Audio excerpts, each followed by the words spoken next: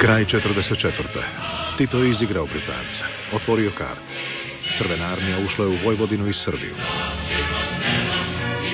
Tito iz Beograda kreće u pohod na ostale dijelove Jugoslavije. Ono što ste imali u Jugoslaviji 45. godine, u nekim krajevima već 44. bilo je nešto što je bila imitacija sovjetskog modela u svakom detalju, pa i u represivnom, dakako. Tijekom cijelog rata komunisti su koristili smaknuća i pogubljenja bez suđenja. Međutim, nakon završetka rata to je pretvoreno u glavno represivno sredstvo učvršćivanja totalitarne komunističke vlasti.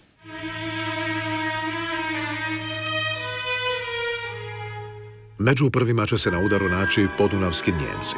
Proglašeni su kolektivnim krivcima.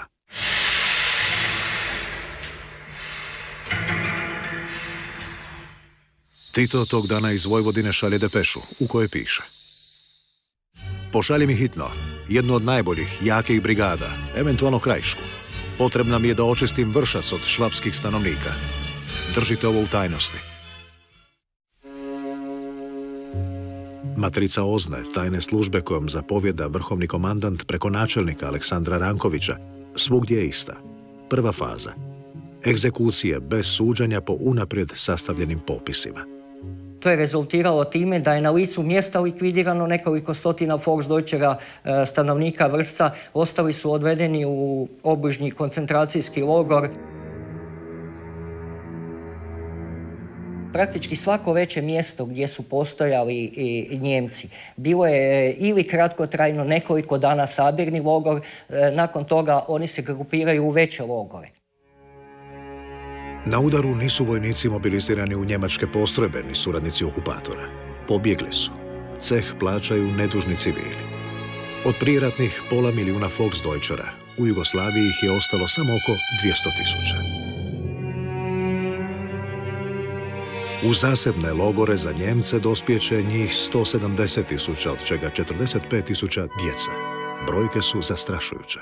Život je izgubilo 50 do 60 tisuća osoba. 51 tisuća je poimence popisana, od toga 26 tisuća žena i 6 tisuća djece mlađih od 14 godina. Ubojstva, tifus, glad, žeđ, premor. Logoraši su svakog dana, cijelog dana, kulučili na podržavljenim imanjima. Označe Švabe, kako su pogrdno nazivani, utrpati u stočne vagone, put Njemačke. Vlada, citiramo njezinu odluku, stoji na stanovištu da raseli sve Njemce koji se nalaze u okviru granica Jugoslavije. Govorilo je se da su dobili ono što su zaslužili, da su otišli svojom voljom. Da spriječe povratak, komunisti su im još prije, odlukom Avnoja od 21. studenog 1944. godine, oduzeli građanska prava i kolektivno im konfiscirali imovinu, osim rijetkim iznimkama. Pojedinačno se morala dokazivati njihova nevinost.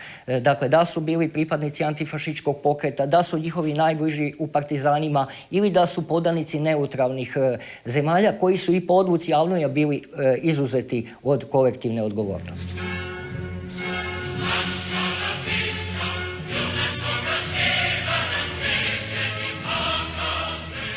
Kako je to svojedobno slikovito rekao Đilas, jedan mješavina slavenskog šovinizma sa komunističkom otimačinom tuđe imovine. No kao žrtve obračuna, osvete, odmazde, istrebljenja, rješenja, čišćenja, kako to sve KPJ nije zvala, masovno će padati i Slaveni. Negde u Srbiji oko 30 do 35 hiljada likvidiranih na taj način. Zbog neke ili kolaboracije, kako je ona viđena od strane službe bezbednosti, ili su stradali zbog toga što su imali neki imetak ili što su bili ugledni u svojoj sredini, a nisu bili ideološki na strani komunističke partije, odnosno bili su označeni kao veliki antikomunisti. Masovno će stradati i Hrvati, Slovenci. Kriterij neće biti rasni, nego klasni, ideološki. Pojam neprijatelja ili zločinca od početka je rata bio vrlo široko postavljen. Dokazi nisu nužni, što se vidi iz niza naredbi. Citirajmo jednu. Ako ima pojedinaca na koje se sumnja da sarađuje sa protivnicima, strijeljati ga najkonspirativnije, a porodicu obavestiti da je streljani upucen u logor. U osvojenim mjestima prvih dana OZNA drži svu vlast. Prerogativi spram takozvanih neprijatelja gotovo su neograničeni. Tajna služba iskazuje sumnju i ujedno provjerava njenu utemeljenost. Subordinacija je bila vrlo stroga i kretala se od Josipa Broza, koji je bio na čelu Ministarstva odbrane, preko Aleksandra Rankovića i njegovih pomoćnika i do široke i razgranate mreže po republikama, kasnije i po oblastima i pokrajinama, do opunomoćenika i konačno do krajnjih rezidenata i saradnika na terenu. Za sumnju čak nije potrebna ni neka neprovjerena dojava ili glasina, nego je dostatna pretpostavka da bi pojedinci, drugi citat, bili u stanju potpomagati bande s obzirom na pasivno držanje prema našem pokretu. Od Srbije nadalje sličan je OZNIn sinopsis. Policijski sat od sumraka do zore. Zabrana putovanja. Svaka zgrada, kuća, mora izložiti popis stanara s opisom što su radili tijekom rata. Za podatke, vlasnici ili domari jamče životom. Građani se pozivaju na masovno prokazivanje nepoželjnih osoba, pa čak i u vlastitim obiteljima. Ako to ne čine zdušno, postaju i sami sumnjivi. Osim što se denunciralo iz straha, otvorene prostori za razne vrste zloće. Neki su na taj način dolazili do stanova, neki su se na taj način rješavali vjerovnika, a drugi su na taj način rješavali osobne i privatne obračune sa drugim osobama.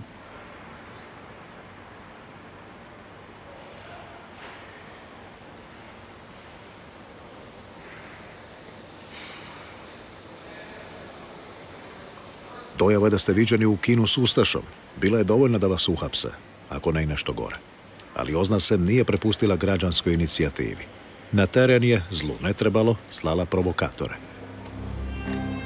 Glumili bi gonjene civile ili odbjegle vojnike.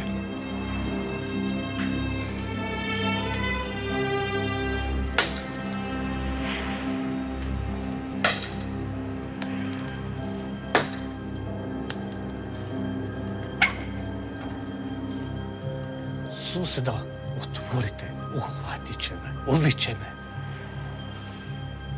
Za agenta provokatora služba bi često vrbovala poznatu vam osobu, kolegu s posla, susjeda, rođaka. Dobro, susjed, smirite se. Ovdje vam neće niko tražiti. Ovdje ste na sigurnom. Građani su pristajali na suradnju iz idejnih uvjerenja ili pod ucjenom, kao u ovoj sceni, rađenoj na osnovi OZNInih dokumenata, u kojoj je domobran navukao susjede kako bi spasio glavu. Evo, susjed, neka smo skupili, valjda bude vam koristilo. Hoćete se možda oprati?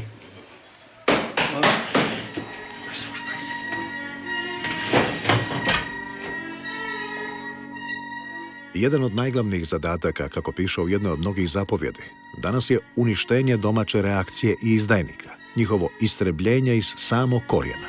Sigurno. Nema nikoga tu, ne. Od nas nema nikoga. Sigurno. Ne, Sigurno da nema nikoga, nema.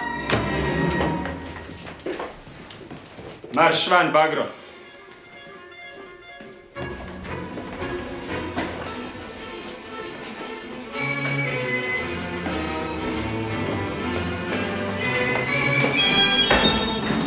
S obzirom na navedeno, razumljivo je da je pred nadirućom petokrakom u drugoj polovici 1944. godine otpočeo masovni zbijeg iz istočnih, središnjih i južnih krajeva NDH. U Jugoslaviji je vladala industrija zločina. To je bila industrija, na industrijski način, organizirani način su se ljudi ubijali. A da se radi o teškoj industriji, svjedoči izvješće Prve armije nakon što je probila Srijemski front. Oznaši iz njezinih redova bez suđenja su, do dolaska pred Zagreb, smaknuli 7000 neprijatelja, kako sami navode. Naredba glasi: sve ustaše i SS-ovce likvidirati. Jednako tako likvidirati i domobranske oficire. To je odmazda. To su ratujuće sile, ratujuće vojske, koje su zakrvile do ludila. Tu pomirenja nikakvog nije moglo biti. Koliko su jedni bili žedni krvi, toliko su drugi bili žedni krvi. Svaki rat smatram svojevrsnim ludilom čovječanstva i pojedinaca. Međutim, kad se radi o komunističkim zločinima, tada je to ludilo bilo dio osmišljenoga sustava. Masovne egzekucije su provođene planski po izravnoj zapovjedni partijskog vojnog vrha komunista. Svi dotadašnji zločini, kao i budući, vjerna su preslika prokušanoga sovjetskog modela. Pri svakoj partizanskoj jedinici od jeseni 1944. NKVD-ov instruktor uvodi u posao povjerenike OZNA. OZNA je 1944. godine i utemeljena u drvarskoj špilji po uzoru na Staljinove službe. Ruski obavještajci, Murtakov i Timofejev, na toj su sjednici vrhovnog štaba Titu prepisali recept kojim će partija uspjeti uspostaviti vlast. Bez milosti. Vidi se da je selekcija žrtava sa strane OZNE, predaja knoju i ubijanje. Zaštita tekovina narodno-oslobodilačkog rata. Sve drugo je manipuliranje od strane onih koji žele danas izvršiti reviziju. Komunisti su se godinu dana pripremali za Zagreb. Oznaši su morali proći posebne kurseve. Uz pomoć marnih doušnika proširili su popise smrti. Znalo se tko će preuzeti koju tvornicu, tko će preuzeti koju školu, koju bolnicu, tko će preuzeti koju kinodvoranu. Novinari iz Agitpropa znali su u koju će redakciju, učitelji su znali u koju će školu. Određeno je točno za svakog pojedinca tko će na kojem zidu koju parolu napisati i tako dalje. 6. svibnja bježi Pavelić. Stihijski, u strahu od odmazde, iduća se 2 dana prema zapadu povlači masa vojnika i civila. 7. svibnja kapitulira Treći rajh. Sutradan partizani bez otpora ulaze u Zagreb. Polovica obavještajnih kadrova iz postrojbi kooptiran je u OZNU grada, no vojno-partijski vrh razočaran je učinkom. Ranković 17. svibnja iz Beograda šalje depešu.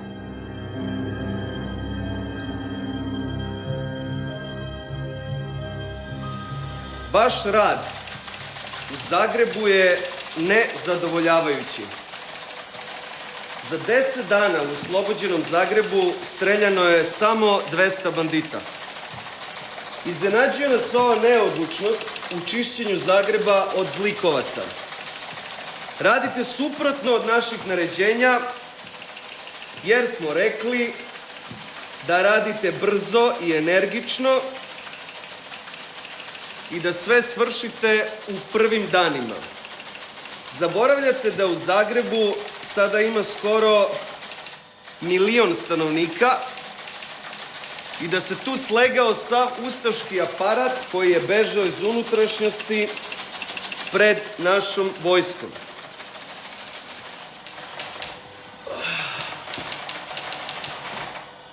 Međutim, šef drugog odseka zagrebačkog odeljenja ima neki svoj stav. Njega i inače smenjujemo s ove dužnosti i tražimo da nam predložite drugoga. Ovu depešu pokazati Vladi Bakariću, potvrdite prijem i budite češće u kontaktu sa nama. U potpisu Ranković.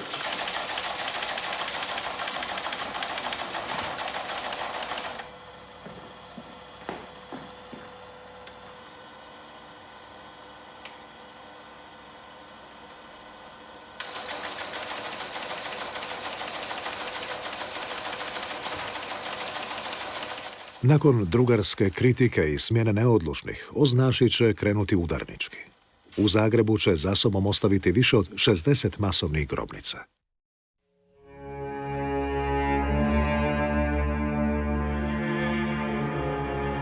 Knojevci bi žrtve transportirali iz logora. Smaknuća u gradskoj okolici, podalje od očiju rodbine na šumovitom terenu punom graba i jama, mahom noću, model preuzeti Srbije. Upravo ovdje, lug kod Vile Rebar, hekatomba oko 800 vojnika i civila, grobište specifično po tome što su žrtve morali ukopati seljani, koji su na ime truda dobili i potvrde. Obernjak u Gračanima, 19. svibnja, 2 dana nakon Rankovićeve depeše, likvidacija 210 bolesnika i ranjenika iz vojne bolnice na Sljemenu.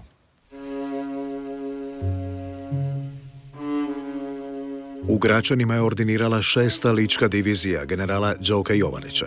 60-ih će postati komandant Zagrebačke vojne oblasti. Najveći junaci komunizma bili su oni koji su bili u službi tajne političke policije, koji su imali mandat za ubijanje. Jazovka na Žumberku, sa svibnja na lipanj. Višednevne likvidacije civila, teško bolesnih i ranjenih vojnika u organizaciji načelnika OZNE za Zagreb Marijana Cvetkovića. Naš je svjedok odvozio žrtve iz bolnice Sveti Duh. Bolničari počeše iznositi iz bolnice Sveti Duh ove ranjenike. To su bili u pidžamama ljudi, ovako mladi ljudi, od 20 do 30 godina svi bili. Pred jamom su žrtve, ruku vezanih žicom, smicane što iz pištolja, što sjekirom. Stajali su u redu kako su kojega ubili, tako su bacili u rupu, drugog su dovukli. Komisija za utvrđivanje ratnih i poratnih žrtava istražila je Jazovku uz pomoć patologa, geologa i speleologa. Prema izvješću komisije pronađeni su posmrtni ostaci 447 žrtava, no polovicu njih 1943. godine ubili su pripadnici 13. proletarske brigade nakon zauzeća Krašića. Nakon 1990. godine komandant Rade Bulat pokušava odgovornost prebaciti na svoga zapovjednika Marka Berinića. Okolica je prikladna za egzekucije i zato što su u gradu prostorni resursi brzo presušili. Tako se na Savskoj cesti u dvoru današnje učiteljske akademije, tvrde svjedoci, stere grobište sa zasad nepoznatim brojem žrtava. Dani su iskazi o likvidacijama i u najužem središtu. Građani su utjerani zakapati mrtve u parku Zrinjevcu. O ukupnom broju žrtava u Zagrebu uopće nije lako govoriti. I danas se onemogućuju sustavna istraživanja, a iz arhiva je otuđen veliki broj dokumenata.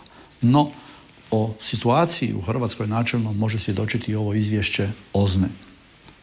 U njemu piše da se u svibnju novoj vlasti prijavilo 2882 domobranska oficira. Polovica, citiram, već je riješena. U svibnju se prijavilo i oko 17.000 podoficira, žandara i tako dalje. Opet citiram. Većina istih također je riješena, a ostali u toku. Riječ je o osobama koje su se dragovoljno prijavile, vjerujući pobjednicima. Brojke se ne odnose na one prisilno zatočene. Kanal, Prečko, Maksimir, Borongaj, Mirogoj, navedimo samo veće logore. Postaje do spasa ili smrti. No daleko od toga da je čišćenjem glavnog grada završio projekt obračuna. Prema izvješću britanskih ratnih zrakoplovaca koji su nadljetali Sloveniju, prema austrijskoj granici na području Slovenije povlačilo se približno oko 500.000 hrvatskih civila i približno 200.000 hrvatskih vojnika. No, klješta jugoslavenske vojske uspjela su prema planu zatvoriti izlaze iz jugoslavenskog prostora prema Austriji. U međuvremenu se jedinice Trećeg rajha, dvostruko brojni od NDH-ških, povlače kroz Sloveniju. Na vijest o kapitulaciji predaju se bez ispaljenog metka. Slovenski se partizani žale Beogradu kako nemaju dovoljno ljudstva da tolike Njemce mirno razoružaju. No to ih ne priječi da hrvatske kolone, koje su se primicale Celju, obasipaju neselektivnom topničkom vatrom. S okolnih brda i sigurne udaljenosti.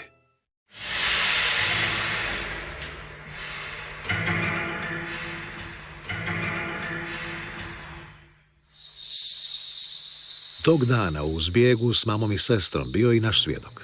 Imao je 10 godina. Zastali su da se odmore. Odjednom nebo se otvorilo. Svo usijano bilo od gelera, od svjetlećih metaka. Tako me jedan metak pogodio u ruku, slomio i nisam mogao više tom rukom ići naprijed. Onda sam išao sa lijevom. Čuo sam sestru gdje doziva mamu. I odjednom me neka sila okrenula na leđa. I zavukao sam ruku unutra, nešto je hodalo, bila je to krv. No, po završenom napadu, mama me je pronašla, tražila je pomoć, zavili su me samo preko kaputa da mi zaustave krvarenje i proveo sam noć na cesti u jednom kanalu. Ujutro su se partizani spustili s brda. Iz kolone ni prije ni poslije metak nije ispaljen. Partizanka jedna mi je ostala u sjećanju, ispred mene skočila je na jednog oficira, na konja, skinula ga dole, zajašila i odmah mu skinula onaj prsten, nalipero, sat i počele su pljačke. Kužatkovi su imali sreće. Spasila ih je, smjestila u bolnicu neka druga, čovječnija partizanka. Najveći dio zbjega bit će zarobljen u trokutu Celje, Slovenj Gradec, Dravograd.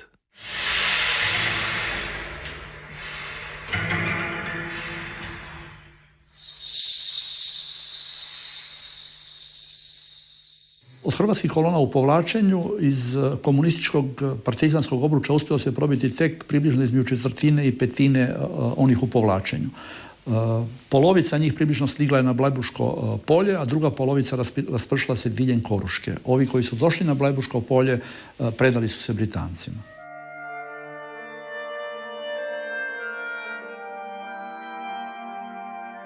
San o slobodi pod krilom Zapada rasplinut će se već sutradan. Britanci će, prekršivši međunarodne konvencije, ratne zarobljenike i političke izbjeglice izručiti partizanima. Uvriježilo se mišljenje da su za izručenje Hrvata sa Blajburga i ostalih dijelova Koruške krivi lokalni britanski zapovjednici. No, prema izvorima nedvojbeno je da se radilo o dogovoru vrhova države Velike Britanije i Jugoslavije, odnosno Tita. Partizani su istodobno sa britanskom vojskom stigli u Korušku. Temeljni cilj partizana je bio pripojiti Korušku, što nikako nije odgovaralo Britancima. Ich konnte neben den Erforschungen der Massaker in Österreich auch Dokumente sichten, aus denen hervorgeht, dass die Briten die Flüchtlinge für einen Kuhhandel benutzt haben. Uistinu, 17. svibnja, 2 dana nakon Blajburškog dogovora, jugoslavenska se armija povlači preko Drave. To svjedoči ne samo koliko je Britancima bio važan teritorij u Austriji, nego i koliko je partiji bio važan obračun sa Hrvatima. Sve do nedavno bilo je posve neistraženo to da je u Austriji prije spornog izručenja smaknuto bez suđenja najmanje 1000 Hrvata. Ozna je pritom nasljedovala specijalno ratovske štoseve sovjetskih učitelja. Die Partisanen hatten oft ermordete kroatische oder slowenische Flüchtlinge nackt ausgezogen und als Partisanen bestattet. Ubojstva preko Drave bila su tek nježna uvertira u zločine na jugoteritoriju. Vrlo je važno naglasiti da u samom Blajburgu da je na izručenje čekalo 70.000 ljudi, dok na teritoriju Slovenije bilo je njih 500.000. Blajburg će međutim prerasti u simbol svekolikoga poratnog stradanja Hrvata, sadržajno usisavši i kasnije zločine, pokolje u Sloveniji na križnom putu. Zašto? Komemoracije su se nekoć mogle organizirati isključivo u inozemstvu. Spominjanje poslijeratnih žrtava bilo je tabu tema u bivšoj državi. Tito je te 45. i vrhovni komandant i predsjednik vlade i ministar obrane i generalni sekretar partije. Još 3. svibnja, prije egzodusa iz Zagreba, naređuje da se proširi i reorganizira mreža logora. Poratni logori bili su najčešće i najgušće raspoređeni diljem mreže križnih puteva, a trajali su nekoliko godina nakon završetka rata. Broj masovnih grobnica u BiH i Srbiji još nije preciznije utvrđen, ali se mjeri u stotinama. Na području Slovenije indicirano ih je oko 600, a u Hrvatskoj oko 1000. Jedinice koje su sudjelovale u završno ratnim operacijama zaslužne su za prva grobišta, ona netom nakon zarobljavanja. Ljudi koji su upravo kao lovci, kad love divljač, uživali i dobrovoljno se javljali za likvidacije i za streljanja. Istočno-bosanska, vojvođanska i dalmatinska divizija, motomehanizovani odred koji se povukao iz Austrije itd. Zadatak će kasnije preuzeti prva slovenska divizija Knoja. Pravo, bratstvo i jedinstvo. Milan Venišnik bio je načelnik tajne službe za Celje, potom ambasador, šef inteligensa vanjskih poslova. Početkom 80-ih izdaće tajnu. Grizodušje mu nije dalo mira. Piše on tamo, stalno su dolazili sa nekim spiskovima, stalno su nas terali da premalo ubijamo. Ja sam bio veoma mlad, ja nisam htio ubijati, a stalno su mi govorili ti si intelektualac, ti nisi dovoljno tvrd za komunista.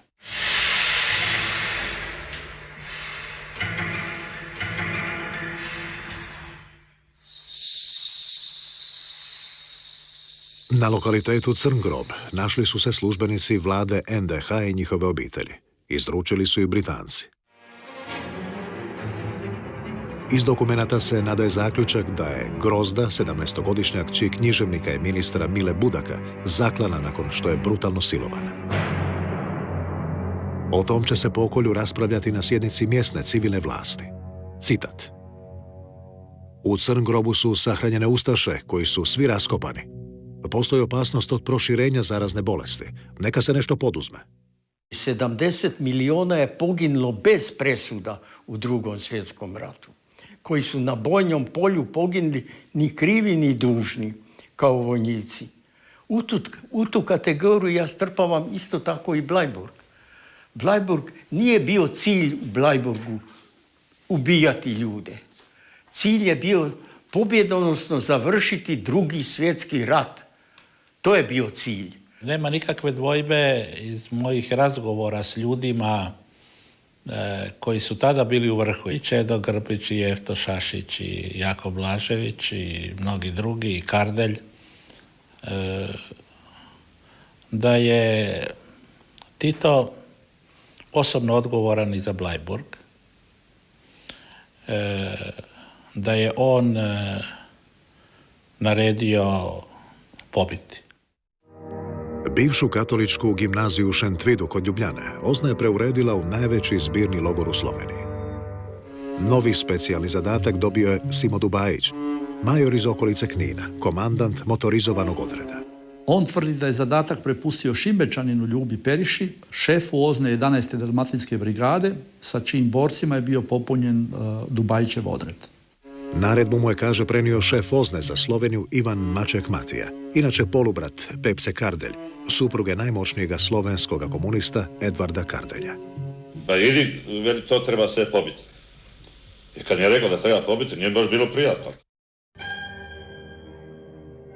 Kod Kočevja, uz granicu s Hrvatskom, bit će smaknut najveći broj logoraša iz Šentvida. Vrati se onaj kurir i kaže, ovi su pobijeni. Ajde sad vozi drugu grupu, 300, 500. Oni odvezu drugu grupu, pomlate tu drugu grupu, kažu mi smo to potukli. Dobro, navečer se završi, šta dalje, pacite, trotili, ne znam šta, da neko ne izađe van. Okrvavio je ruke fanatiziran lažnim idealima. Nakon konverzije na pravoslavlje, odlučio je javno ispovjediti grijeh, zatražiti oprost. Ako je to neka poruka onima koji su kao ja učestvovali u tim zlima, a nema ni jednog čovjeka koji je učestvovao u ratu, da nije učestvovao u zlu, onda ih molim da ovako kao što ja radim naprave i oni. Dubajić tvrdi da mu je Jovo Kapičić u Mačekovu društvu prenio zapovjed. Budući šef Golog otoka tada je bio politkomesar 12. Vojvođanskog korpusa. Što se tiče Slovenije, to ja neću da ulazim, kako je ko, ja nisam tamo bio, srećom. Možda bi ja bio taj isto, da ih ubijam, ja ne kažem. Ali nisam bio i nisam nikakvo zlo napravio. A ja ne volim da ubijem čovjeka koji nema pušku pred sobom i koji ne drži pušku uperenu na mene. Kako je došlo do tog klanja, to je poznata stvar. Ako u otvorenom sukobu ne možete neprijatelja neutralizirati, onda morate ga ubiti, jel? I ubijanje je došlo zbog toga što i nakon 7 dana određene snage na tom prostoru Bleiburga nisu položile oružje. Prema istraživanju Slovenske državne komisije, u više jama na području Kočevja leže posmrtni ostaci oko 30.000 zarobljenika. Samo bivši komunisti mogu rasvijetliti to zlo komunizma, jer oni jedini znaju o čemu se tu radi. Neki od njih nisu izdržali. Psihički su pukli. Dovode luda čovjeka koji je učestvovao u tom klanju, dovode ga, meni kaže ovaj je poludio. Ja vidim stvarno luda čovjeka s kojim ne možeš da razgovaraš. On misli da sam ja njemu mama i meni kaže, mama, slušaj, ja šta, idi bre, kako si mama, mislim, je li simulant, šta je? I takvih je bilo 10-ak nesretnika. Za Sloveniju znamo da su rehabilitaciju vršili na Bledu u Kranjskoj gori i da je u Ludnici u Ljubljani bilo jedno odeljenje sa tim koji su kod ubijanja poludeli. Takozvana partizanska bolest neke će naknadno slomiti. Tako i načelnika OZNA 11. Dalmatinske brigade. Taj nesretni Periša koji je bio jedan od glavnih egzekutora, koji je vidio baš najbolje te jame koje to sve obilazio gore, on je sam završio tako. On je ubio i ženu, i djecu, i sebe. Imamo niz primjera spavanja kod upaljenog svetlja, spavanja sa pištoljem, psi u kući.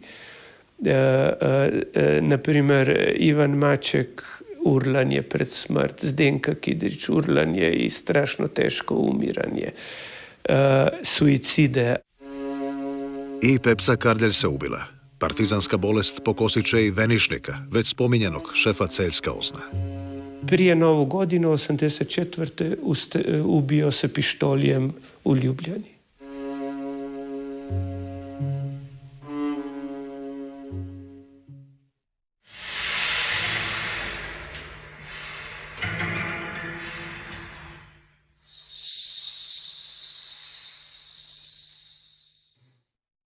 Nakon likvidacije zatrpavani su protutenkovski rov dugačak 2,5 kilometra.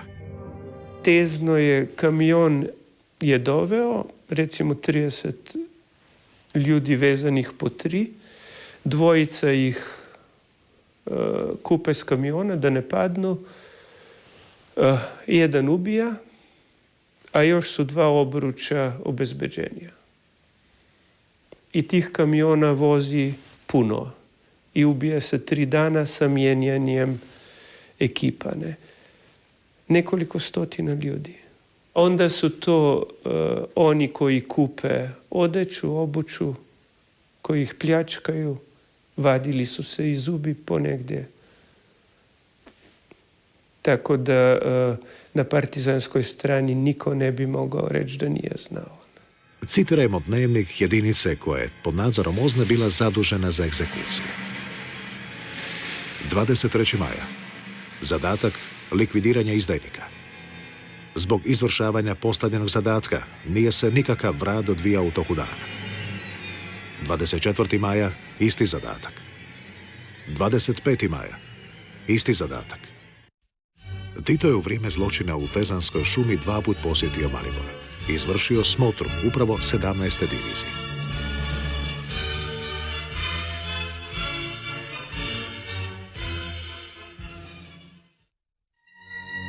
'99. godine tijekom gradnje autoceste Ljubljana-Maribor, na samo 70 metara gdje je prolazila kroz Tezansku šumu, otkopani su ostaci 1179 tijela.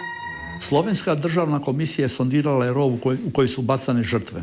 Na temelju tih nalaza procijenjeno da se tamo nalazi između 15 i 20 tisuća pogubljenih, uglavnom Hrvata. Tezno je vjerovatno najveće stratište Hrvata u povijesti.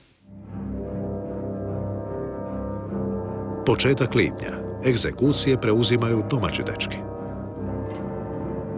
Ima skoro 15-16 hiljada partizana u prvoj slovenačkoj diviziji Knoja. Znači skoro čitava slovenačka partizanska vojska ide u Knoj koji je jedinica za ubijanje. Egzekucije nisu povjeravane samo starim, prokušanim kadrovima, dobrovoljcima. Jedno što ih nije bilo dovoljno.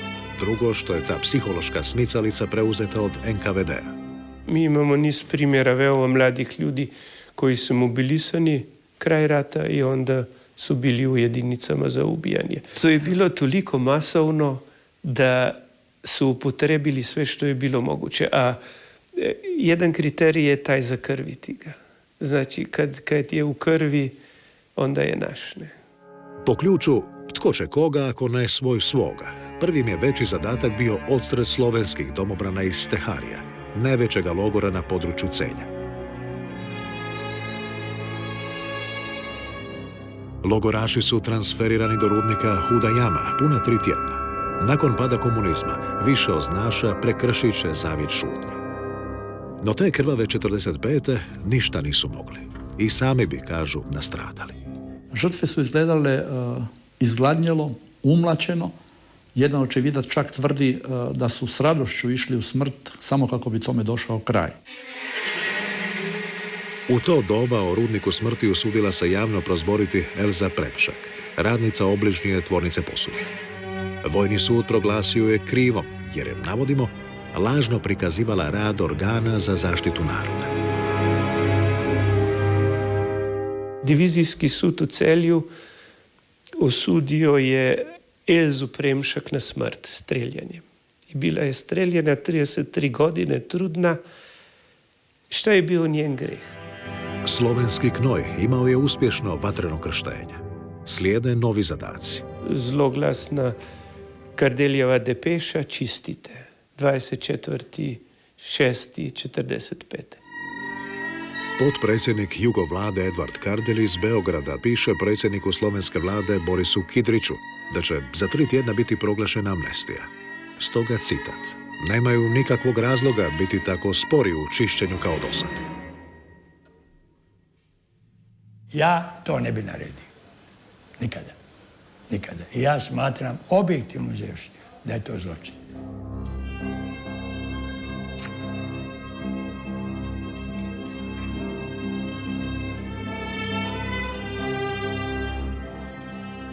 Deseci i deseci tisuća civila i zarobljenih razoružanih vojnika bili su likvidirani takvom hladnom preciznošću, bez sućuti.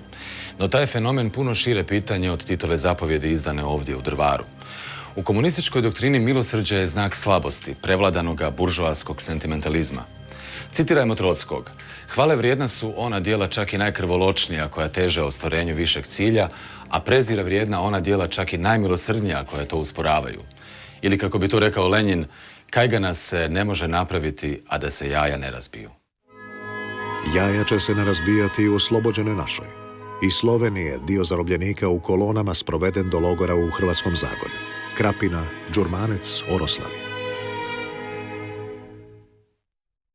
Opunomoćenik tajne službe u Hrvatskoj diviziji Knoja, Zvonimir Komarica, požalio se na svoje kadrove šefu Stevi Krajačiću. Općenita karakteristika sastoji se u slaboj spremnosti i stručnosti za izvršavanje specijalnih zadataka. A što je najvažnije, u slabom shvaćanju političkih posljedica uslijed nepravilno izvršenih zadataka.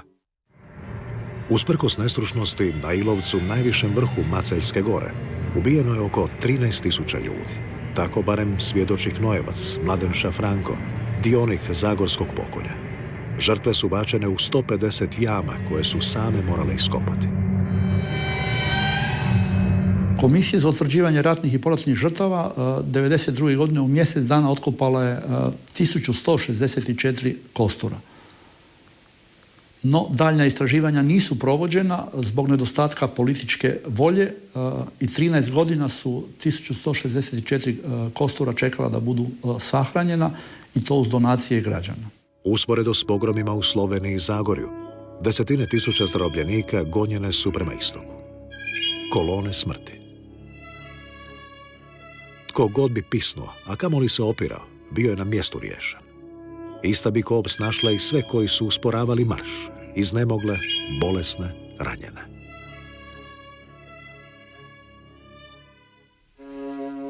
Priča Ravnjanina Tome Beškera, tada mladića, egzemplarna je za križni put. Njegova se domobranska postrojba predala kod Zidanog mosta. Više od tjedna stupali su do logora u Požegi, do ledine ograđene bodljikavom žicom. Mnogi dotamo nisu stigli.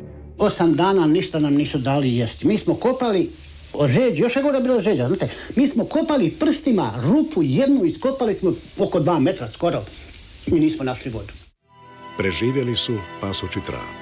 Nakon nekog vremena izdvojeni su domobrani iz BiH, i katolici i muslimani. Muslimanski udio među žrtvama ratnih i poratnih partizanskih pogubljenja do sada nije bio predmetom sustavnog istraživanja. Ipak na temelju objavljenih mjesnih bosansko-hercegovačkih žrtvoslova možemo govoriti da ta brojka prelazi 10.000. Marš do drugog logora, Nova Gradiška.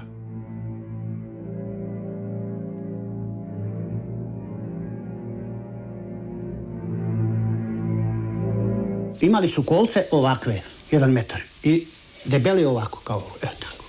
I onda kako su ulazila 2 po 2 tamo, onda su oni udarali po glavi, kud ga stigne. Krv, ko da si nekoliko volova zaklo po tom hodniku, krv, joj. Novi marš smrti, preko Save prema Kozari. U srpskim selima programirana odmazda, opet po sovjetskom modelu. Kad su onda oni seljaci došli sa batinama, pa udri jadan po leđima, po svaku da udri, a jedna baba uzela jednu cijepanicu cijepanu, znate, i ta cijepanica je ovdje ravna, a ovam na špici izašlo, znate kako je razbijeno.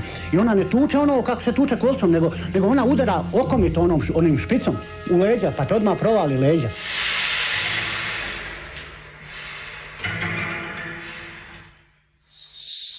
Stigli su do obronaka Kozare. Veli, skinite sve sa sebe osim gaća. Ko nema gaća, nek ostavi hlače. Onda smo se mi poljubili, onda su svi zaplakali. Sad smo vidjeli da smo gotovi. Najprvo na leđa tom žicom, sad ovdje je mene svezo i još jednoga. Onda nam je ovako žico okolo ruku, znate, onda je ovo učinio tom žicom. Samo curi krv dole, sad skulio kožu. Krenuli su međusobno vezani 10 po 10. Beškar, posljednji u svom redu, nekako se zubima rasputao iz žice i prikrao šumi. Prenoćio je na drvu. Najduža noć u životu. Samo rade šmajseri. Samo parabele i samo viču, aj majko moja. Trupla su toliko onečistila zemlju i izvore vode da su se seljaci morali iseliti na 2 godine. Beškar je vjerojatno jedini od, kako sam procjenjuje, oko 3200 domobrana preživio masakr na mjestu koje će lokalni Srbi prozvati Ustaška dolina. Ukupni broj žrtava poratnog obračuna bit će još dugo, čini se, predmet prijepora. Kad sabrojimo da u Sloveniji ima oko 600 lokacija sa jednom grubom ocjenom oko 100.000 žrtava u njima, i kad sad pribrojimo i hrvatske lokacije sa oko 90.000 žrtava, tu znači imamo 2 europske zemlje sa jednom stravičnom, prikrivenom zločinskom baštinom. Mi smo imali jedan sastanak oko 100 ljudi u Zagrebu, 95. godina, Tuđman je već 5 godina na vlasti. I kad smo završili simpozij, onda je delegacija, jedna, otišla kod Tuđmana. I Tuđman je bio ovako direktan. Dobro, gospodo, koliko je ljudi pobijeno tamo na kraju Drugog svjetskog rata? Slovenija i to. Jedan iz Maribora, Hrvat. Gospodine predsjedniče, 180.000 je vojnika pobijeno. On kaže, nemojte pričati gluposti. Pobijeno je oko 35.000. Ukupno, na kraju Drugog svjetskog rata.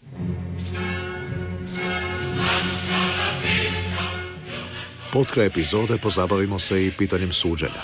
Apologeti Tita i NOB-a unisono ponavljaju. A. Da se neprijateljima pošteno sudilo. B. Da ih je stigla zaslužena kazna. Međutim, A. Temeljem dokumenata nepobitno je utvrđeno da je većina pogubljenja izvršena bez ikakvog suđenja. B. Sudovi kao revolucionarna tijela KPU bili su u funkciji masovnog obračuna, a procedura i pravila bila su ispod svakog civilizacijskog standarda i ljudske razine. Sve do uspostave redovitih narodnih sudova 24. kolovoza 1945. vojni su sudovi nadležni za teža kaznena djela bez obzira na to je li počinitelj vojnik ili civil.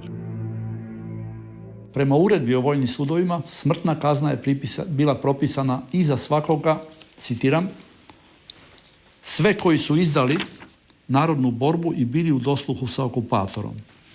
A to je prema ondašnjim kriterijima mogao biti svatko ko nije bio u partizanima.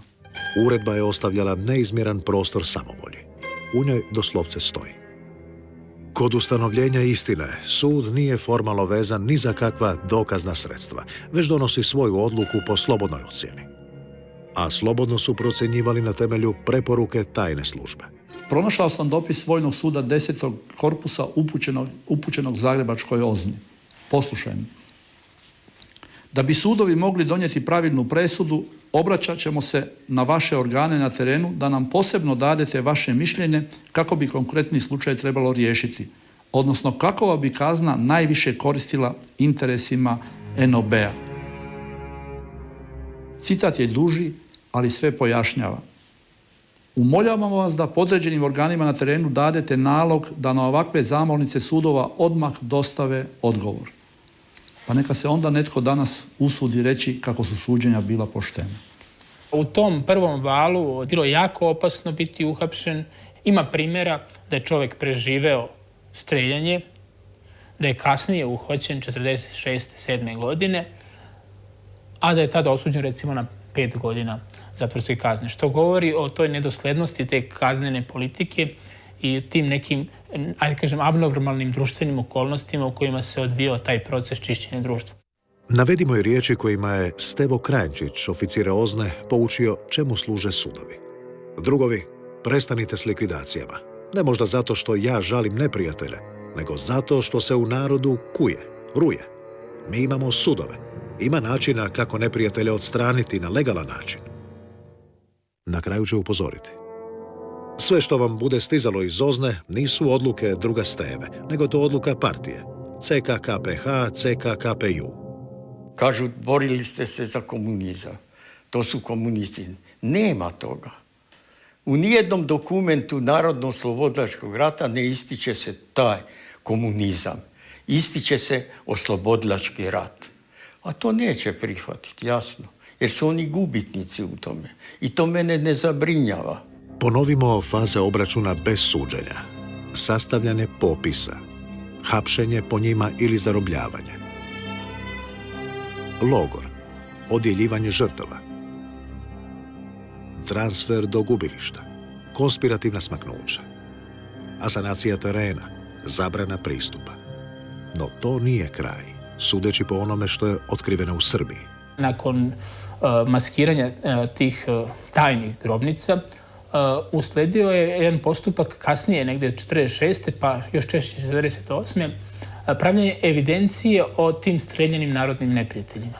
Spiskovi su detaljni, idu i po mestima, postoje čak i bukvalno jedna ukoričena knjiga streljanih koju smo pronašli recimo za jug Srbije i tako dalje. Zašto su skupljali dokaze protiv samih sebe? Očito su vjerovali da će vječno vladati. OZNA time htjela da mapira potencijalne unutrašnje neprijatelje u kasnijem periodu. Taj argument da je neko potomak ovoga ili onoga i na njega treba da se obrati posebna pažnja. Iz revolucije je KPJ izašla s više od 140.000 članova, a prije rata ih je bilo jedva 12.000, od kojih će 3/4 izginuti u borbi. Tito, partija i OZNA slave pobjedu. Jedinstvena vojno-civilna tajna služba ubrzo će se razdvojiti na KOS, kontraobavještajnu službu Jugoslavenske armije, i na UDBU, upravu državne bezbjednosti pri Ministarstvu unutarnjih poslova.